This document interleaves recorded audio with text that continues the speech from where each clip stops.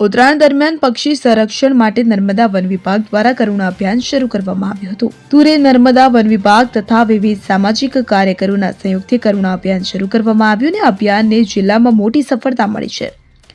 અભિયાન અંતર્ગત જિલ્લામાં 5 જેટલા કનેક્શન સેન્ટર અને 3 જેટલા સારવાર કેન્દ્ર શરૂ કરવામાં આવ્યા હતા, જેમાં છેલ્લા 2 દિવસમાં 12 જેટલા પક્ષીઓનું રેસ્ક્યુ કરવામાં આવ્યું. 1962 કરુણા એમ્બ્યુલન્સને પણ 8 જેટલા કોલ મળ્યા. તે અંતર્ગત 3 તાત્કાલિક સારવાર આપી હતી અને 2 વધુ ઘાયલ પક્ષીઓને સારવાર કરી હાલ નિદર્શન માટે રાખેલા છે. જો કે આ અભિયાન દ્વારા તાત્કાલિક પક્ષીઓને સારવાર મળતા અનેક પક્ષીના જીવ બચી ચૂક્યા છે. દીપક જગતાપ સાથે CN24 ન્યૂઝ રાજપીપળા.